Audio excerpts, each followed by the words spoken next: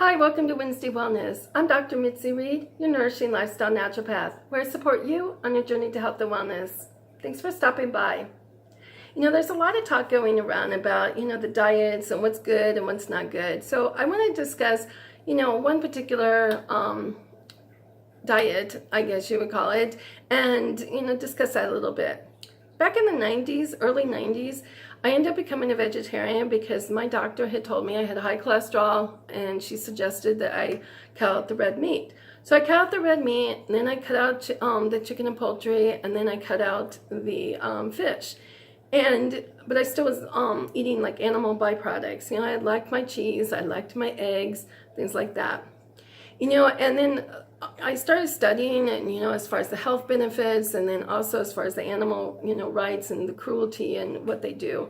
So I became a full-fledged vegetarian. However, like I said, I ate the animal byproducts. I didn't really cook. I didn't really know how to cook a lot of things. So I was eating a lot of pasta, a lot of junk food that I was eating. So even though I was vegetarian, I wasn't necessarily healthy. And that's one of the things I want to point out about the veganism today. A lot of people, say they're vegans or they're living that vegan lifestyle.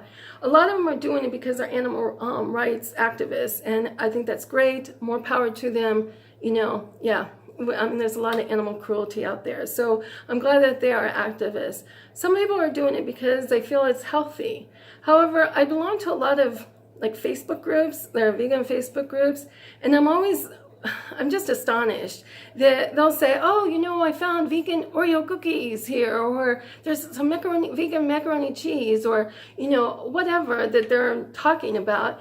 And it's like junk food, and it's packed full of chemicals and sugar. It's not healthy.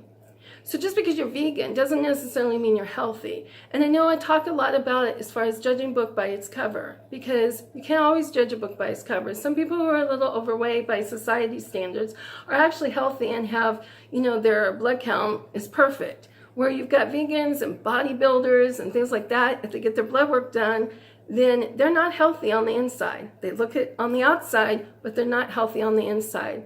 So all these diets that are, promoting all this bacon and all this pork and all this other stuff,